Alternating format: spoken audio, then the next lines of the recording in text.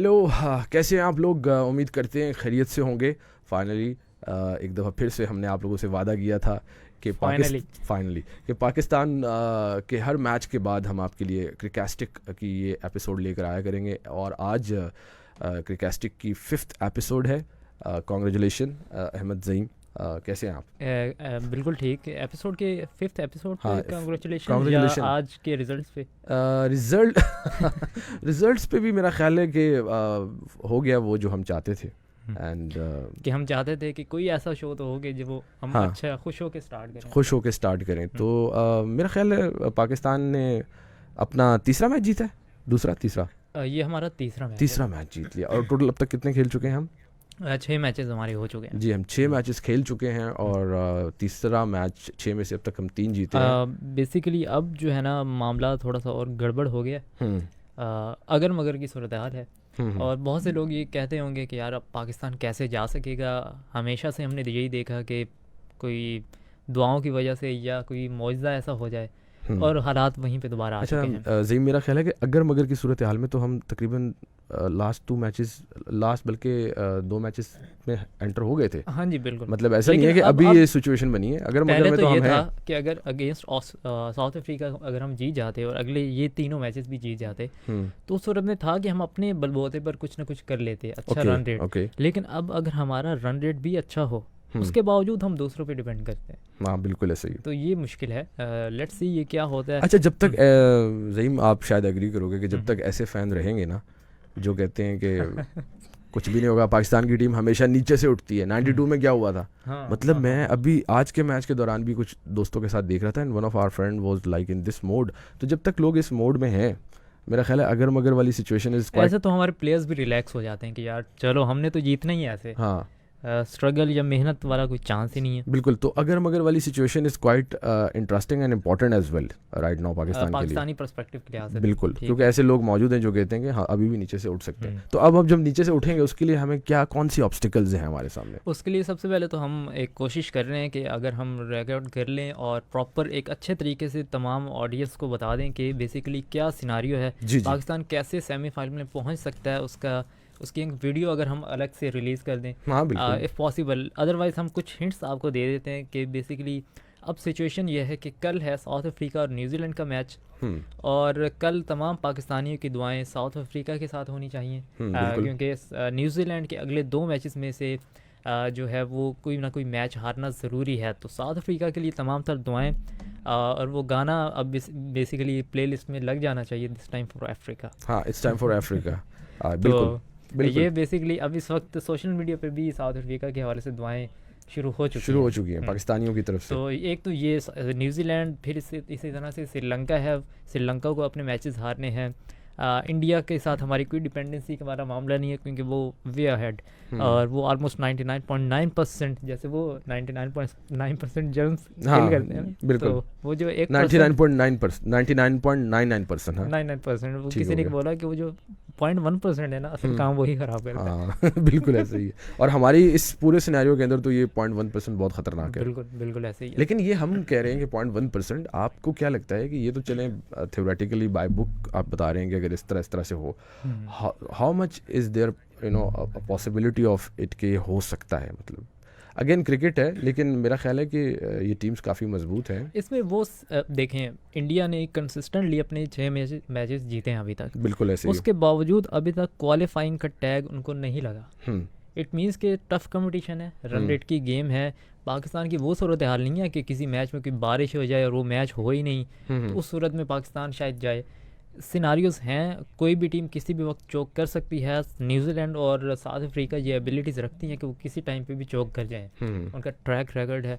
लेकिन पाकिस्तान के लिए अब यही है कि दूसरों टीमों के हारने जीतने की दुआएं करनी है और अपने जो मैचेस हैं वो ना सिर्फ जीतने बल्कि जीतने भी अच्छे मार्जिन से। अच्छा, personally you as an analyst, आप क्रिकेटिंग एनालिसिस के बुनियाद पे बताइए कि व्हाट डू यू थिंक, मतलब as a Pakistani, as a fan, as a cricket lover तो हम कहेंगे कि सिनेरियो है, पॉसिबिलिटी है, but technically and on in reality what do you think के क्या कहेंगे आप क्रिकेटिंग एक्सपीरियंस की? क्रिकेटिंग पॉइंट ऑफ व्यू से बात करें तो मेरे ख्याल में पाकिस्तान जा सकता है। अच्छा, it's you know surprising thing for me. Exactly, क्योंकि अगर हम बात करें वर्ल्ड कप के स्टार्ट से पहले कि इंग्लैंड के बारे में बात हो रही थी कि इंग्लैंड एक स्ट्रॉन्ग कंटेंडर है ये वर्ल्ड कप जीतने के लिए, और वो वाहिद टीम है जो इस वर्ल्ड कप में अपनी तारीख की, वर्ल्ड कप की तारीख की मुसलसल 5 मैचेस हार चुकी है। नीदरलैंड से हारी, अफगानिस्तान से हार चुकी है, और मुसलसल 5 मैचेस फिर इंडिया से बुरी तरह से हारे, और अब जो है वो टीम शायद चैम्पियंस ट्रॉफी में भी क्वालिफाई ना कर सके।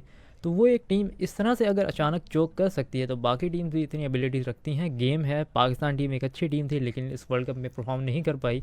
अब जाके जिस तरह की परफॉर्मेंस दे रहे हैं यही वो परफॉर्मेंस थी जिसकी हमें पहले से उम्मीद थी, लेकिन अब सही टाइम पे वो परफॉर्मेंस नहीं आई। लेकिन किसी भी टाइम कुछ भी हो सकता है, तो उस लिहाज से चूँकि गेम है, एक उम्मीद है कि कहीं ना कहीं पाकिस्तान शायद पहुँचे। हम पहले प्रेडिक्शंस नहीं कर सकते। जिम्बाब्वे से हम हारे T20 वर्ल्ड कप का मैच, और फिर उसके बाद नीदरलैंड्स के लिए हम दुआएं कर रहे थे कि वो साउथ अफ्रीका को हरा दे, जो कि इम्पॉसिबल लग रहा था, और उन्होंने हराया और पाकिस्तान सेमीफाइनल्स में जाकर उन्होंने न्यूजीलैंड को हराया और फिर फाइनल में। ओके, तो दोस्तों बड़ी इंटरेस्टिंग बात की इन्होंने, मेरे लिए सरप्राइजिंग भी था कि क्रिकेटिंग पॉइंट ऑफ व्यू से भी और वैसे भी लॉजिकली भी there is you know still very much possibility that Pakistan you know may or might goes into the semi-finals hopefully. So ये तो हो गई। अच्छा, कुछ मैं बात करना चाह रहा था, 1-2 मैचेस हुए स्पेसिफिकली अफगानिस्तान और इंडिया के मैच में। बहुत ज़बरदस्त परफॉर्मेंस थी अफगानिस्तान की इनिशियली, और हुआ क्या उनकी बैटिंग लाइनअप के साथ कि वो इतनी जल्दी उस मुख्तसर से टारगेट को अचीव ना कर सके। हिस्ट्री बन जाती है एक दफ़ा फिर से अगर एक ही वर्ल्ड कप में इंडिया जैसी टीम को भी हरा देते। अब अफ़गानिस्तान का थोड़ा सा है इशू कि उनके चोक करने का पता नहीं चलता, कि उनके जो ओपनर्स हैं वो बेसिकली उनको एक स्ट्रॉन्ग जब मोमेंटम प्रोवाइड करते हैं उसके बाद उनकी टीम आगे परफॉर्म करना लग जाती है। लेकिन जो पिछले मैचेस उन्होंने जीते उससे उनको कॉन्फिडेंस मिला, और उनके जो कैप्टन है हशमतुल्लाह शाहिदी, उन्होंने भी परफॉर्म करना स्टार्ट कर दिया, हालांकि वो पहले खुद परफॉर्म नहीं कर पा रहे थे। और फिर स्पेशली राशिद और नबी जो मेन उनके मोस्ट सीनियर प्लेयर्स हैं, उनकी मौजूदगी जो है वो उन पर काफ़ी इम्पैक्ट डालती है। फिर रहमानुल्लाह गुरबाज हैं, तो रहमानुल्लाह गुरबाज काफ़ी लीग खेलते आए हैं, IPL में उनकी एक स्ट्रॉन्ग पोजीशन है तमाम टीम्स के हवाले से, तो वो एक अच्छा इम्पैक्ट क्रिएट करते हैं। लेकिन भारत के अगेंस्ट चोक कर जाना वो उनकी बैटिंग लाइनअप का इशू है। जब ओपनर्स परफॉर्म नहीं करते तो फिर उनके लिए मुश्किल हो जाती है। अच्छा, अगर आज की हम मैच की बात करें तो हमारे bowlers they have you know done it excellent. Bangladesh की टीम को जो है वो 46 और या 47 ओवर में 204 रन्स पर ढेर कर दिया, पूरी 50 ओवर्स भी नहीं खेल पाए। और हमारी बैटिंग में भी आज आपने देखा होगा, हम दोनों पर पॉइंट ऑफ व्यू जानेंगे अहमद ज़ईम का कि वो क्या कहते हैं, लेकिन बैटिंग में पर्सनली मैंने देखा बहुत अच्छा लगा, मज़ा आया आज देख के। अब स्पेसिफिकली जिस तरह से अब्दुल्ला शफीक खेल रहे थे और अपनी क्लास उन्होंने शो की, और फ़खर जमान भी ऑफ कोर्स सीनियर है उनसे, सीनियर प्लेयर हैं, you know have experience as well. Batting भी ज़बरदस्त, 128 पर गालिबन जाके हमारी पहली विकेट जो है वो गिरी। तो व्हाट इज़ योर एनालिसिस कि आज एक्चुअली हमारी टीम की बॉडी लैंग्वेज भी बहुत अच्छी लग रही थी, they have performed as well, but again यहाँ पर एक और पॉइंट ऑफ व्यू आ जाता है फिर कि हम हल्की टीम के ख़िलाफ़ हमारे जो प्लेयर्स हैं वो परफॉर्म कर लेते हैं, फिर जब बड़ी टीमें आती हैं, स्ट्रॉन्ग टीमें आती हैं, उनके अगेंस्ट परफॉर्म नहीं कर पाते हैं। बेसिकली मैं जानना चाह रहा हूँ वसीम कि आप थोड़ा सा गेज कीजिए कि कितना क्रेडिट आप आज टीम की performance, momentum, team work, strategy को देंगे, और कितना आप समझते हैं कि एक हल्की टीम थी तो शायद क्लिक कर गए। बेसिकली पाकिस्तान ने जिस तरह की परफॉर्मेंस दिखाई इस मैच में, कश्तियाँ जला के आए हैं, कोई डर नहीं है, और पता है कि अब अगर मगर की सिचुएशन है और अगर हमने कुछ ना किया तो बहुत ज़्यादा इंसल्ट है। एक वो जो अटैकिंग अप्रोच है वो उस वजह से आई, वो वहाँ से आई है। अब पहले जो कोई ऐसी इंस्टिंक्ट नहीं नज़र आती थी कि हमने जी कुछ ना कुछ अटैकिंग खेल के मैच जीतना है, तो अब वो एक इंटेंट नज़र आई जिसकी वजह से आप देखें। और दूसरा एक इम्पॉर्टेंट फैक्टर कि फ़खर ज़मान की वापसी, जो कि एक हमें एज मिला। फ़खर ज़मान ने जिस तरह से खेला वो एक ऐसी परफॉर्मेंस थी, और वो हमेशा जब भी परफॉर्म करते हैं जिसके लिए उन्हें बोला जाता है कि वो इम्पैक्ट प्लेयर हैं और मैच विनिंग प्लेयर हैं, जब वो खेल रहे होते हैं तो साथ वाले जितने भी उन प्लेयर्स होते हैं उनसे प्रेशर हट जाता है, वो फिर अपनी नेचुरल गेम खेलते हैं। और आज अब्दुल्ला ने कोई गलत शॉट नहीं खेली, तमाम अच्छी शॉट्स थी और बड़े अच्छे निक में नज़र आए। और कह सकते हैं कि फ़खर की मौजूदगी उनके लिए बड़ा पॉजिटिव चीज़ हुई, लेकिन अगेन उनमें एक अपनी क्लास और टैलेंट जो है उसको एक्सप्रेस करने का आज मौका मिला और उन्होंने किया। पहले की तरह खेले हैं, लेकिन पहले मिस्टेक्स भी कहीं ना कहीं हो जाती थी, लेकिन आज ऐसा कोई सीन देखने को नहीं मिला। अच्छा, आपने कहा कि डेफिनेटली ये एक रीज़न है कि पाकिस्तान टीम उठ रही है दोबारा से, because they have nothing to lose at stake. उनके पास डू और डाई वाली सिचुएशन है, कोई डर नहीं है, कोई खौफ नहीं है, उस तरह से वो प्रेशर रिलीज़ हो जाता है एंड फिर अपनी फुल कैपेसिटी में खेलते हैं, फुल अप्रोच में फुल ट्राई करते हैं कि to do their best in the match.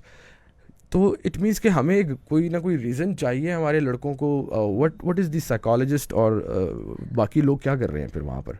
मतलब इसका मतलब तो ये हुआ कि यही अप्रोच अगर पहले मैच से रख लेते कि हमारे पास हमने अपनी फुल कैपेबिलिटी। ये अभी 2 दिन पहले हमें पता चला सोशल मीडिया के थ्रू, हमारे एक साइकोलॉजिस्ट भी हैं टीम के। हाँ, वो मैंने उनकी तस्वीर भी देखी और उस पर भी मीम बने हुए कि इनको खुद को साइकोलॉजिस्ट की ज़रूरत है इनको साइकोलॉजिस्ट रखना चाहिए।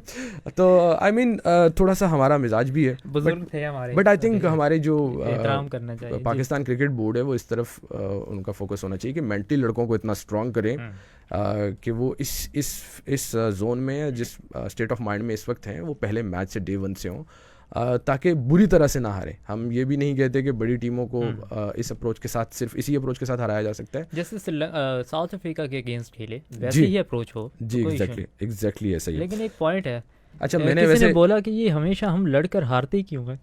लड़कर हारे। हाँ, लड़कर हारते ही क्यों हैं? हारते लड़कर जीते भी तो। अच्छा, वैसे मैं एक्सपेक्ट कर रहा था ज़हीम कि जो मैंने लास्ट क्वेश्चन किया, you would appreciate that question, क्योंकि मुझे तो लगा कि आज मतलब मैंने कोई एक बहुत स्पोर्ट्स जर्नलिस्ट, क्रिकेटिंग और स्पोर्ट्स जर्नलिस्ट लेवल का क्वेश्चन पूछ लिया। नहीं, वो ऐसे नहीं है, मतलब मुझे ऑलरेडी हाई स्टेक्स पे हैं आप, ठीक है, तो मुझे हर सवाल ही बड़ा है। अच्छा, थैंक यू। उसमें फिर ये है कि कैटेगरीज थोड़ी तो ऊपर नीचे हो। Thank you. अच्छा, आज जो टीम चेंजेस हुई है ज़हीम, उनके बारे में क्या कहेंगे? मतलब अच्छी चेंजेस थी, ये पता नहीं वो क्या हो गया।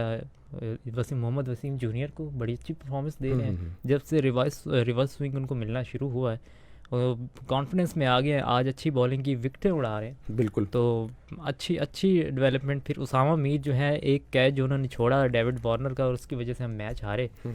तो अब उसके बाद जितने कैचेस वो पकड़े और बड़े शानदार है, आज के मैच में भी अच्छा कैच आज का वो कैच यार, दैट वाज ऑसम। क्योंकि जब आप रियल टाइम में वो देखें तो वो आई गेस मैक्सिमम 2 सेकंड के अंदर वो हिट हुई है एंड उन्होंने सीधा उनकी तरफ आई और उन्होंने उसको कैच को पकड़ा है। That was an excellent catch. अच्छा, कुछ कंट्रोवर्सीज हुई पिछले 2-3 दिन में, मंजर आम पर आई उस तरह से जिस तरह से नहीं आनी चाहिए थी। उन कंट्रोवर्सीज़ के बारे में हम आपसे जानना चाह रहे हैं। तो इंज़मामुल हक साहब का जो इस्तीफ़ा है उसकी थोड़ी सी बैकग्राउंड बताएं। What is the story behind, हुआ क्या एक्चुअली? अब हम आपस में जैसे डिस्कशन कर लेते हैं इस पे, आपका पॉइंट ऑफ व्यू भी ज़रूरी है। जी, श्योर, थैंक यू।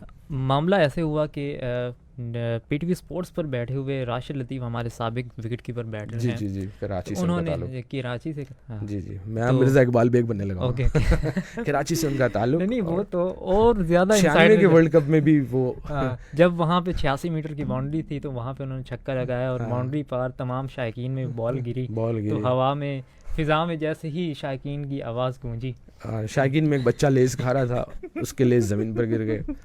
तो बहुत जी, बिल्कुल, जितनी हमें ज़रूरत नहीं होती, लेकिन खैर। अच्छा, तो राशिद लतीफ़ साहब ने वहाँ पे बोला कि बाबर आजम ने चेयरमैन पीसीबी ज़का अशरफ को कॉल की, मैसेजेस किए, लेकिन उन्होंने कोई रिस्पॉन्ड नहीं किया उनको। तो ये ऑब्वियसली मतलब एक बहुत बड़ी न्यूज़ थी पाकिस्तान के कैप्टन। अच्छा, ये वो किस कॉन्टेक्स्ट में कह रहे थे कि वो चेयरमैन को मैसेजेस कर रहे हैं? मतलब कोई इशू होगा, कोई बाहर डिस्कस करनी होगी, ऑब्वियसली चेयरमैन सरबराह हैं बोर्ड के, माइट तो बी कैप्टन अगर मैसेज करे तो उनको रिस्पॉन्ड करना। और वर्ल्ड कप आपका इवेंट चल रहा है, या तो कैजुअली कोई आम दिनों की बात होती तो कोई इशू नहीं था। तो आप कैप्टन नंबर 1 बैटर हैं, पाकिस्तान का बहुत बड़ा प्लेयर है, उसको आप उसके मैसेजेस एक चेयरमैन बोर्ड जो है वो इग्नोर कर रहा है, तो एक बहुत बड़ी बात है। अब international media, specially Indian media पे हमारा काफ़ी मजाक बन रहा है। तो वो एक न्यूज़ उन्होंने दी और अगले ही दिन यानी कि परसों के रोज़ ARY न्यूज़ पर Zaka Ashraf chairman management committee, basically वो चेयरमैन पीसीबी नहीं, मैनेजमेंट कमेटी है। अच्छा। तो वो उन्होंने इंटरव्यू एक ऐसे कंट्रोवर्शियल जर्नलिस्ट को दिया कि जिनके बारे में मशहूर है कि वो बाबर के अगेंस्ट हैं। तो खैर होंगे नहीं होंगे इस बात का हम नहीं कर सकते, लेकिन बज़ाहिर जो चीज़ें सोशल मीडिया पर उनकी जानिब से नज़र आती हैं या नेशनल मीडिया पर, तो लगता है ऐसा ही है कि वो बाबर के अगेंस्ट हैं। तो उनको इंटरव्यू दिया पीसीबी चेयरमैन ने, और जब उनसे वहाँ पे पूछा गया कि राशिद लतीफ़ ने ये बोला है कि आपने मैसेजेस बाबर को इग्नोर कर रहे हैं आप, तो उन्होंने ये बोला कि नहीं ऐसी कोई बात नहीं है, बाबर ने मुझे कोई मैसेज नहीं किया, और करना भी होता तो वो पहले सीईओ या सीओओ को करता, डायरेक्टली चेयरमैन को नहीं किया जा सकता। ये बात तो ठीक है। तो ये भी एक है, क्योंकि एक हायरार्की होती है, एक तरीका होता है, chairman is the ultimate authority. बिल्कुल। फिर चेयरमैन ने उस बात की तरदीद के लिए एक सबूत के तौर पर स्क्रीनशॉट मंगवाया। अब स्क्रीनशॉट जो है उस चैट का है जो कि सीईओ जो हैं chief executive officer PCB Salman Naseer और बाबर के दरमियान बात हुई, ठीक है, 7:19 जिसमें उन्होंने उनसे दरियाफ्त किया है कि आपने कोई मैसेज किया है। बिल्कुल। उन्होंने ये लिखा कि सोशल मीडिया पर कुछ खबरें जो हैं वो गर्दिश कर रही हैं, जिसमें ये कहा जा रहा है कि आपने चेयरमैन पीसीबी को कॉल की है या मैसेज किया है, तो उन्होंने रिस्पॉन्ड नहीं किया। तो बाबर ने रिप्लाई किया कि वालेकुम सलाम सलमान भाई, मैंने सर को कोई कॉल नहीं की। ये उनका मैसेज था। 7:19 पर शाम में उनका मैसेज था, और फ़ौरन ही 7:20 पे बाबर का रिप्लाई आ गया। ठीक है, आ गया। तो ये वो बेसिकली इस चैट का एक स्क्रीनशॉट था जो कि वायरल हुआ। और फिर उसके बाद उस इंटरव्यू के बाद जब ये स्क्रीनशॉट एक ARY की ही एक प्रोग्राम में चलाया गया, तो वहाँ पर काफ़ी अज़हर अली मौजूद थे, तो उन्होंने इतराज़ किया कि आप विदाउट कंसेंट कैसे एक प्राइवेट चैट जो है वो लीक कर सकते हैं। तो इतने में जो वो जर्नलिस्ट वहाँ पे बैठे थे जिन्होंने प्रोवाइड किया, तो उन्होंने कहा कि ये हमें प्रोवाइड किया गया, तो इसमें सच कोई इशू नहीं है, कंसेंट का कोई इशू नहीं, हमें प्रोवाइड किया गया। उन्होंने बड़ा कॉन्फिडेंटली एरोगेंटली कहा कि कर सकते हैं। हाँ बिल्कुल बिल्कुल। लेकिन आज उनकी माफ़ी आ चुकी, कल माफ़ी आ चुकी है उनकी। अच्छा, मेरा आपने कहा कि पर्सनल ओपिनियन भी, हमने थोड़ी देर पहले हम बात कर रहे थे, तो मैंने इनसे यही कहा कि मेरा पर्सनल ओपिनियन ये है कि अगर एक जर्नलिस्ट के हाथ वो लग भी गई है न्यूज़, वो चैट, तो वो उसको कोट एंड कोट शेयर कर सकते थे। हाँ जी।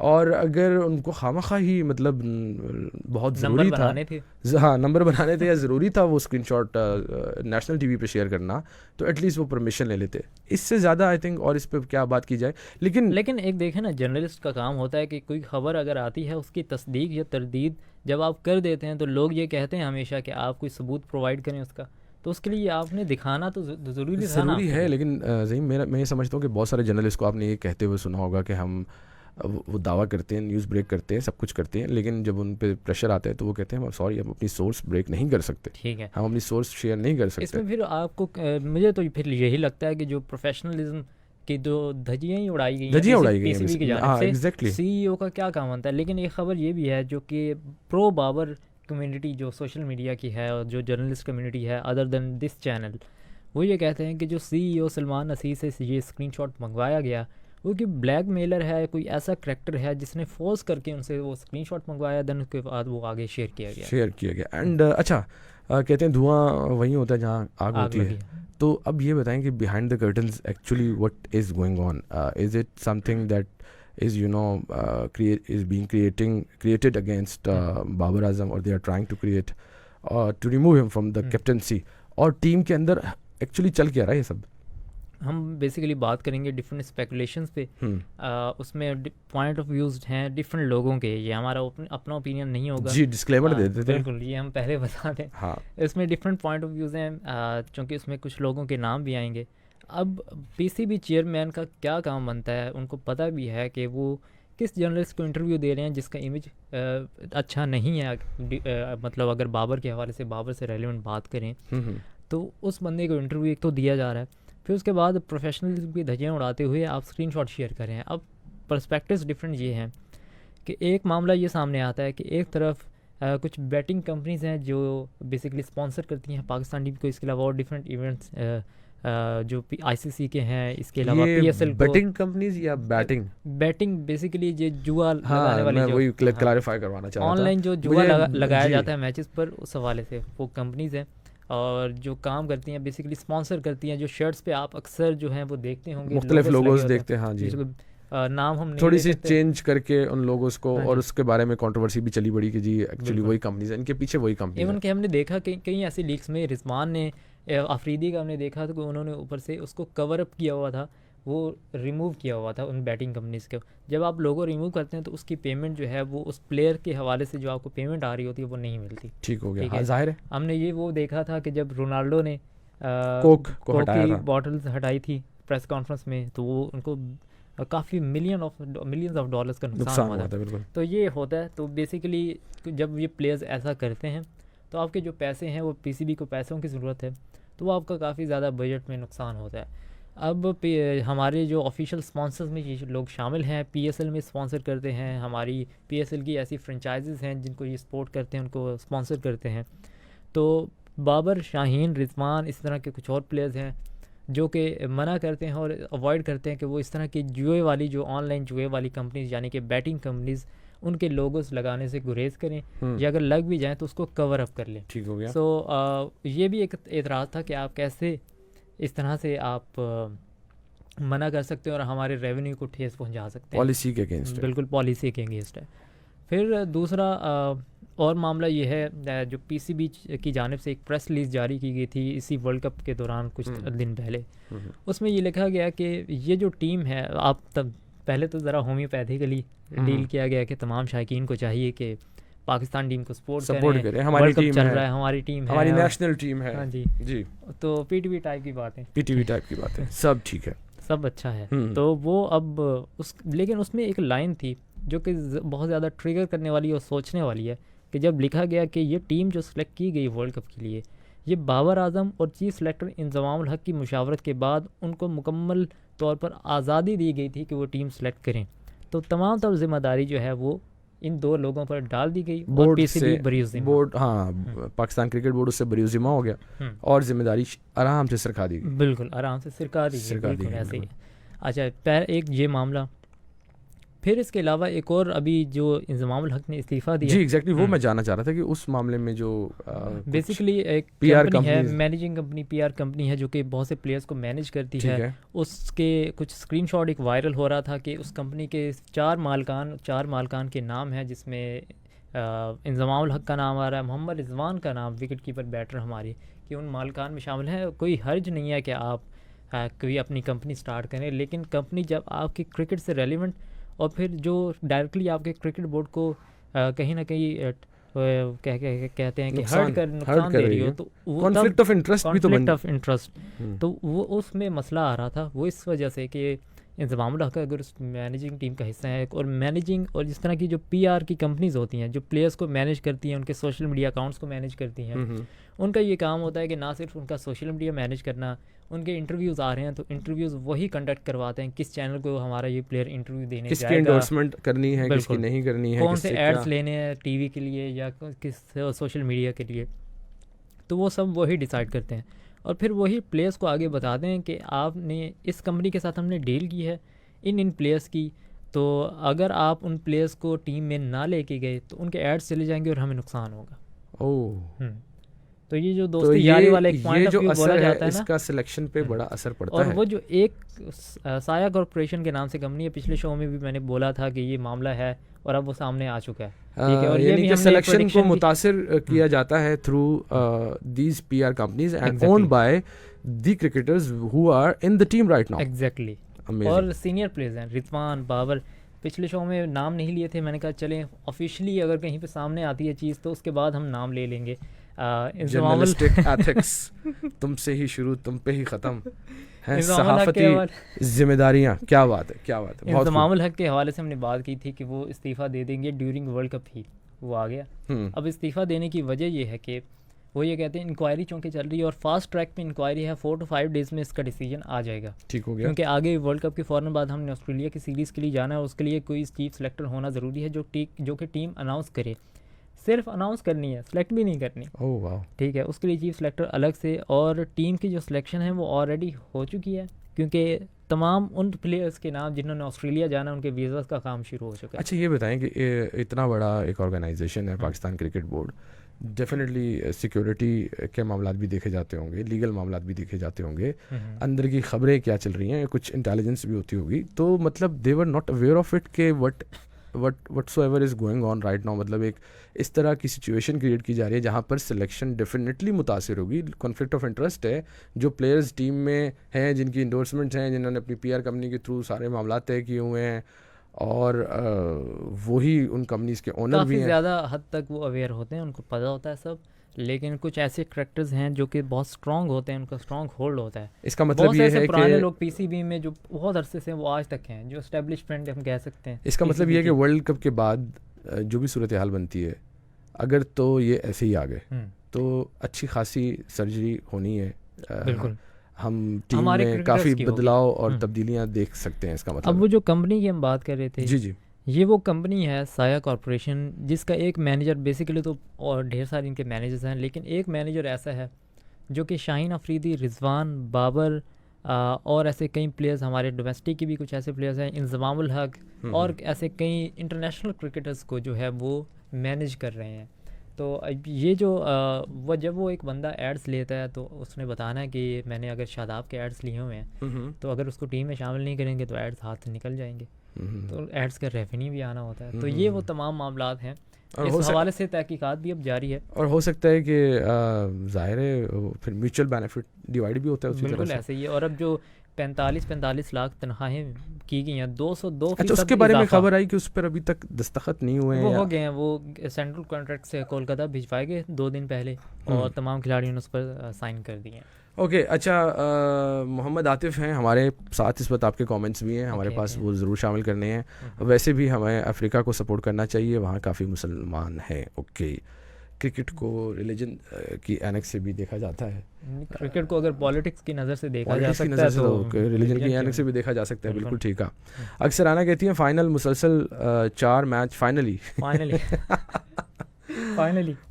अक्सर मेरी चिड़ बनी हुई है यहाँ स्टूडियो में, आप फाइनली फाइनली मुसलसल 4 मैच हारने के बाद आज जीत गए। या of course, and congratulations to all of you, बहुत बहुत आप सबको मुबारक हो। Definitely, and to be honest जितना ही था बांग्लादेश से बाबर आजम कुछ हमारे इनर जोक्स भी चल रहे हैं ना साथ साथ। अनस शहजाद, आपका शुक्रिया। एहतशाम बिन रियाज कहते हैं अफ्रीकिस्तान जिंदाबाद। ओके, क्या मतलब ये वो हैं कि मतलब होता है ना, स्टपनी के तौर पे एक टीम रखते हैं लोग टूर्नामेंट देखने से पहले। अगर पाकिस्तान साइड पे होने लगा तो मैं फला टीम को सपोर्ट करूँगा, तो ये अफ्रीका को दिलो जान से सपोर्ट करते हैं, और इन्होंने अफ्रीका को अफ्रीकस्तान कर दिया, तो अफ्रीकस्तान जिंदाबाद। Thank you very much. And Malik Haseeb Jasik हमारे साथ हैं, जासिक, इन्होंने कहा नीश, शायद बोलना नाइस कहना चाह रहे थे, जिस तरह बच्चों को नहीं बहलाते नाइश कहना चाह रहे। अच्छा, नाइश, ओके। साद अली कहते हैं कि इस बार कुदरत का निज़ाम भी नज़र नहीं आ रहा, लेकिन अभी थोड़ी देर पहले इस बारे में बात हुई है कि जो क्रिकेटिंग पॉइंट ऑफ व्यू से भी कहा जा रहा है, और वैसे भी हम पाकिस्तानी कहते हैं कि हमारी टीम हमेशा नीचे से उठती है, तो अपेरेंटली लग रहा है कि कुछ होगा, मतलब कुछ बेहतर होगा। हो सकता है अगले 3 मैचेस की जो मैचेस हैं वो बहुत अच्छे तरीके से हम जीतें, ये भी हो सकता है, उससे कुछ बैलेंस हो जाएगा, लाइक मतलब 6-7 मैचेस खेले, 4-5 जीत गए, हो सकता है उससे कुछ ना कुछ तो पॉजिटिविटी आएगी। बिल्कुल ऐसे ही है। चैट लीक की बात हो रही है, हमारे पास भी कुछ चीज़ें हैं जी, यस एग्जैक्टली, दिखाएंगे, हमारे प्रोड्यूसर जो हैं वो कुछ प्रोड्यूसर से दिखाएंगे, लेकिन तब तक हम जो है ना वो कुछ और स्टेटमेंट्स भी आई हैं, वो भी आपको दिखाएंगे, कुछ इंटरेस्टिंग चीज़ें। जी बिल्कुल। अच्छा, हमारे पास जो चैट लीक है, ये तो वही बात होगी ना कि हम कुछ चीज़ें भी दिखाएंगे, हमारे पास चीज़ें भी हैं। Guys, we have got company, so हमारे पास एक सम कंपटीशन जो है चैट है जो लीक हुई है, वो हम आपको अभी दिखाते हैं। अच्छा, एक और चैट भी लीक हुई है जी, ये देखें, वेरी इंटरेस्टिंग। क्या चैट है भाई ये? तो चैट देखें आप, मेरे पास अब जब आएगी स्क्रीन, मेरी स्क्रीन पे थोड़ा सा डिले के साथ आएगी, आप लोगों को नजर आ रही होगी। ये क्या है? बेसिकली उमर अकमल और बाबर आजम के दरमियान होने वाली ये गुफ्तगू, मुबैयना गुफ्तगू। हाँ वो जी, ये मैसेज करते हैं उमर साहब, कहते हैं उमर अकमल क्रिकेटर फॉर्मर, कहते हैं कि सलाम, क्वालिफाई भाई please semifinal for the Babar. Qualify भाई please semifinal for the Babar. Babar का एक्यूरेट रिप्लाई। हाँ, definitely. Very interesting. Saad Ali ने कमेंट भी किया कि डेफिनेटली, हाँ डेफिनेटली भाई। अब एक और चीज़, ये चैट आपने देख ली जो हमने अपने सोर्सेज से निकाली, और अंदर की खबरें हम इसी तरह से आपके लिए लाते रहेंगे। हम भी लीक करेंगे, मतलब जब नेशनल टीवी पे चार्ट्स दिखाई जा सकती हैं तो हमारी इस लाइव स्ट्रीम में क्यों नहीं दिखाई जा सकती? बिल्कुल। और इसके अलावा एक और स्टेटमेंट आई है, बहुत बड़ी स्टेटमेंट है। इंग्लिश कैप्टन हैं जिन्होंने पाकिस्तान को कुछ चीज़ें डेडिकेट की हैं, उनकी एक बहुत बड़ी स्टेटमेंट आपके सामने शेयर करेंगे। और ये स्टेटमेंट जॉस बटलर, इंग्लिश कप्तान, मैं चाहूँगा कि जी बताएं, वो स्टेटमेंट तमाम लोगों तक आप सुनाएं। बेसिकली इंग्लैंड के कप्तान जो जॉस बटलर हैं वो ये कहते हैं कि अब हम वर्ल्ड कप से बाहर हो गए हैं, लेकिन हम कोशिश करेंगे कि बाकी टीमों को हराकर पाकिस्तान को सेमीफाइनल में पहुंचाएं। क्या बात है। साथ ही उन्होंने एक लाइन पाकिस्तान को डेडिकेट की। वाह वाह वाह, ये वाली लाइन मजे की है, अब मैं समझ गया। और जॉस बटलर ने ये पाकिस्तान के लिए बोला कि दुश्मनों की जफा का खौफ नहीं। वाह वाह वाह वाह, क्या कहने, दुश्मनों की जफा का खौफ नहीं, दोस्तों की वफा से डरते हैं। वाह वाह वाह वाह वाह वाह वाह, ये बहुत बड़ी स्टेटमेंट है। तो यार जॉस बटलर दोस्तों की बड़ी शायराना मिजाज रखते हैं। दोस्तों की वफा से डरते हैं, ऐसे मुझे एक गाना याद आ गया, जुबैर अगर मेरी हेल्प करें, वो क्या था, मैं तो बस आप ही पे मरता हूँ। अच्छा, आपकी दुश्मनी को भूल, मुझे आपकी दोस्ती से डरता हूँ। पाक इंग्लिस्तान दोस्ती जिंदाबाद। ये बात जॉस बटलर का पता है, ये बात जॉस बटलर को पता है। अच्छा, ये वो पूछ रहे हैं, ये बात जॉस बटलर को पता है? हाँ, ये बात उस बेचारे को नहीं पता, लेकिन बता देंगे हम। ये मतलब हमारे पाकिस्तानी कुछ कम है, जैसी मीम्स बनती हैं रूहानी ज़राए हैं हमारे। बिल्कुल बिल्कुल बिल्कुल बिल्कुल। ऑलराइट, ये कुछ चीज़ें थी जो आपके साथ हम लोगों ने शेयर की, और अब आगे के टूर्नामेंट का आप सबको पता चल गया है। चैंपियंस ट्रॉफी का एक मामला जी, चैंपियंस ट्रॉफी के हवाले से भी, चैंपियंस ट्रॉफी की में जो टीमें शामिल होंगी, बेसिकली 2025 में ये चैंपियंस ट्रॉफी होगी और पाकिस्तान में होगी। पाकिस्तान इसका होस्ट कंट्री है, और हमेशा ये रूल रहा है कि चैंपियंस ट्रॉफी का जो होस्ट कंट्री होता है वो ऑटोमेटिकली क्वालिफाई करता है इस चैंपियंस ट्रॉफी की।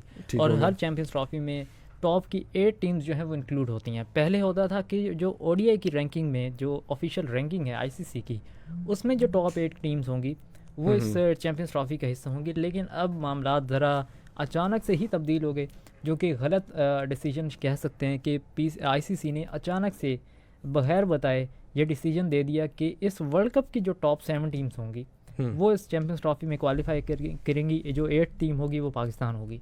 अब टॉप 7 में इंग्लैंड आते ही नहीं, वो इस वक्त 10वें नंबर पर। तो इसका मतलब इंग्लैंड नहीं होगा फिर। ये कह सकते हैं धोखे से आपने इस तरह से अचानक से रूल्स चेंज कर दिए और बताया ही नहीं। अच्छा, ये बताएं, यहाँ पर एक सवाल और भी मेरे जहन में आया, और वो ये कि जिस किस्म की सूरत हाल हमने वर्ल्ड कप में देखी, स्पेशली क्राउड को लेके, स्पेशली वीज़ास के मसाइल को लेके, हमें नज़र आया एक पॉलिटिकल एंगल भी इस पूरे टूर्नामेंट में इंडिया का टूवर्ड्स पाकिस्तान जो कि रहता ही है।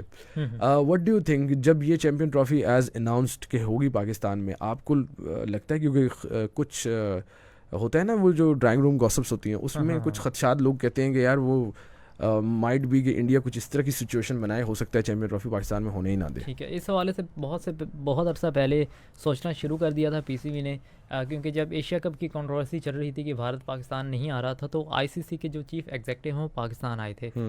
तो उनसे ये वादा लिया गया था कि चैंपियंस ट्रॉफी जो कि आईसीसी का अपना इवेंट है, उसके लिए भारत पाकिस्तान आए, तो उन्होंने इस बात की यकीन दहानी करवाई थी कि भारत पाकिस्तान आएगा।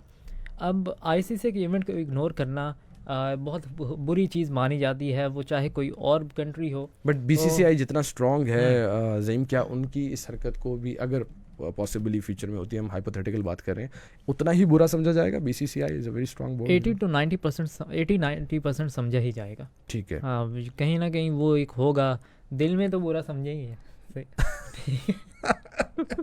मतलब हम पाकिस्तान क्रिकेट की अहमियत को इंटरनेशनली इस लेवल तक तो मतलब होगी कि उनको वो दिल में बुरा समझेंगे, एटलीस्ट कहेंगे यार ये इन्होंने अच्छा नहीं किया, लेकिन उस पर होगा कुछ नहीं होगा। मुश्किल है, लेकिन आईसीसी का इवेंट इग्नोर करना। अच्छा, ये जो पॉलिटिक्स है जो कि स्पोर्ट्स को मुतासिर करती है, और फिर उसकी वजह से स्पोर्ट्स के अंदर एक पॉलिटिक्स शुरू हो जाती है, स्पोर्ट्स का अपना नुकसान कितना हो रहा है क्रिकेट का? होता है डेफिनेटली, आई गेस बिल्कुल होता है। गेम्स की जो रियल एसेंस है वो ख़त्म हो जाती है। अब देखें कि जिस तरह से पिचेस बनाएगी और जिस तरह से कंडक्ट किया जा रहा है ये वर्ल्ड कप, उस पर काफ़ी ज़्यादा एतराज़ है। वो एक जो चार्म था और जितनी ज़्यादा उम्मीदें थी कि भारत में वर्ल्ड कप हो रहा है, और भारत एक ऐसा कंट्री कि जहाँ पर क्रिकेट लवर्स बहुत ज़्यादा तादाद में हैं, बिल्कुल वो क्रिकेट देखने आएंगे, अच्छी क्रिकेट होगी, कहीं इक्वली सपोर्ट किया जाएगा टीम्स को, लेकिन ऐसा कोई सिनारियो यहाँ पे नहीं रहा। ठीक है, और ये भी कहा जा रहा था कि ये ऐसा वर्ल्ड कप होगा, एक ड्रीम वर्ल्ड कप, कि जिसमें बहुत ज़्यादा लोगों का इंटरेस्ट होगा, क्योंकि इंडिया में क्रिकेटिंग ऑडियंस है और शायद इसके बाद 50 ओवर वर्ल्ड कप हो ही ना। तो ये आखिरी वर्ल्ड कप भी समझा जा रहा था, लेकिन ऐसा नहीं है कि 2027 में भी अब वर्ल्ड कप होगा। ये अपडेट्स हैं, लेकिन ऑल इन ऑल जो इन्फ्लुएंस आपके पॉलिटिक्स का होता है वो इस तरह से होता है कि आप पूरा इवेंट जो है वो बर्बाद कर देते हैं। पिचेस की अजीब सिचुएशन, आप वर्ल्ड कप की ओपनिंग सेरेमनी नहीं रख रहे, भारत वाले मैच में आप ओपनिंग सेरेमनी रख रहे हैं, और फिर जब भारत जीता तो उसके बाद आपके बड़ा एक लाइटिंग गेल और एक लाइट शो होता है, सेलिब्रेट किया जाता है। होता था, अब भी होता है कि चौधराहट, तो ये साफ खुला बीसीसीआई की चौधराहट जो है आईसीसी के इवेंट में नज़र आ रही है। एंड लेट्स सी कि अब चैंपियन ट्रॉफी जो कि पाकिस्तान में ही तय है, क्या होता है, ये तो फ्यूचर में चीज़ें अनफोल्ड होंगी। उम्मीद यही रखते हैं कि पाकिस्तान में चैंपियन ट्रॉफी होगी और इंडिया को आना पड़ेगा। आई गेस अगर नहीं आती तो क्रिकेट का बड़ा नुकसान है, पाकिस्तान का तो नुकसान है ही है। I think with this that's all for today's episode.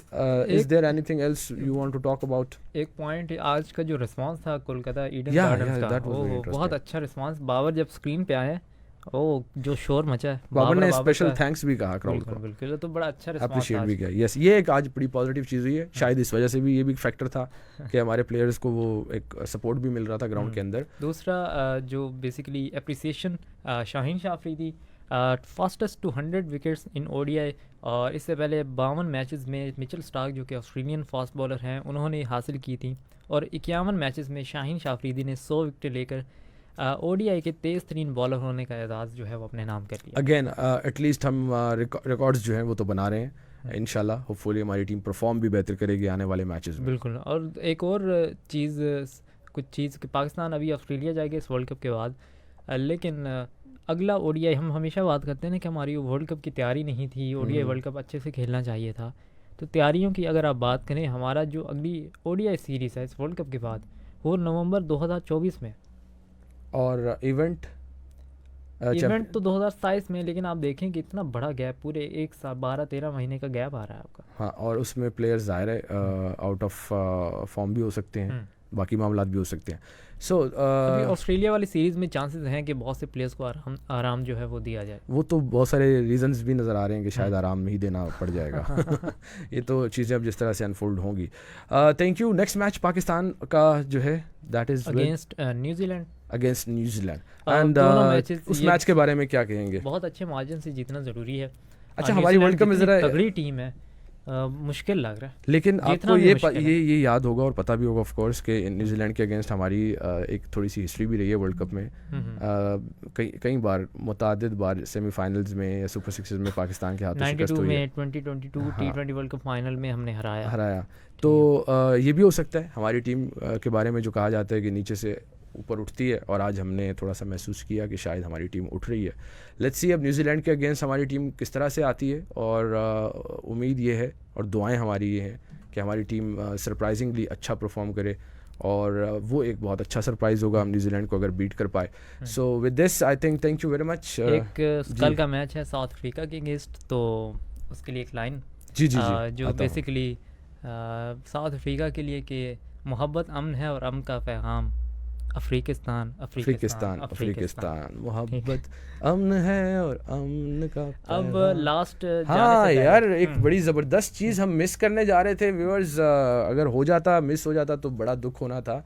Ahmad Zaeem हमारे साथ होते हैं, एंड यू नो कि हाई पाकिस्तान के साथ अलिफ बे स्टूडियो की ये कोलैबोरेशन है। हाई पाकिस्तान को ओन भी करते हैं और उसके रुए रवा भी हैं। हाई पाकिस्तान के हवाले से हम हर दफ़ा बात करते हैं, बहुत ज़बरदस्त एक प्लेटफॉर्म। कुछ हमारे व्यूवर्स को एक दफ़ा फिर से बताइए हाई पाकिस्तान के हवाले से। बिल्कुल, बेसिकली डिजिटल मीडिया पब्लिकेशन है, और हमारे डिफरेंट सोशल मीडिया अकाउंट्स है, कंटेंट क्रिएशन, डेली जो अपडेटेड न्यूज़ हैं उस हवाले से वहाँ पे काम होता है। आप इंस्टाग्राम पे इनका बड़ा ज़बरदस्त हैंडल है, वो देख सकते हैं। फेसबुक पे, ट्विटर पे भी हैं आई गेस। जी बिल्कुल। और इनकी वेबसाइट अब फॉर्मली ट्विटर एंड अब तो एक्स हो गया है, और इनकी वेबसाइट भी है, वेबसाइट highpakistan.pk। तो आप वो भी विजिट कर सकते हैं। नहीं है लेकिन पीके ओके। इसके अलावा बेसिकली हमारी कोलैबोरेशन हुई है संग्रेज हैंडीक्राफ्ट्स के साथ, और संग्रेज एक ई कॉमर्स अपकमिंग ब्रांड है, और उनकी एप्लीकेशन भी इंशाल्लाह जल्द ही लॉन्च होगी। लेकिन उसके लिए बेसिकली हमने थीम सॉन्ग एक बनाया, लास्ट शो में हमने उसके टीज़र की बात हाँ की जी, थी। टीज़र हमने देखा था, लेकिन अब एक BTS आपको क्लिप दिखाएंगे और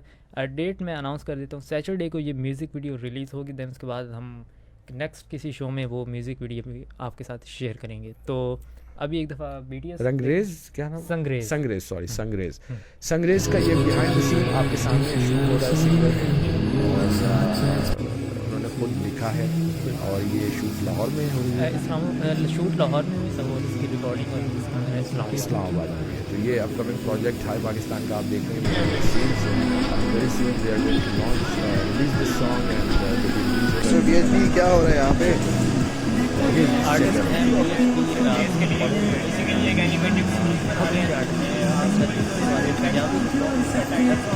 ये गाना इंशाल्लाह बहुत अच्छा गाना होने वाला है, बहुत अच्छा वहाँ पे सुन सकते हैं, लेकिन अगर देखना है तो सैटरडे को इंतजार करना। Thank you very much Zubair कि आपने हमें याद दिलाया, अदरवाइज़ हम तो स्किप कर जाते इसको। एंड आप सब लोगों का बहुत शुक्रिया कि आप लोगों ने ज्वाइन किया और अपने कमेंट्स के साथ हमारे साथ रहे। एंड अगर आपकी कोई भी सजेशन है, कोई भी फीडबैक है, वो ज़रूर दीजिएगा। Thank you very much, take care, अल्लाह हाफिज़, बाय बाय।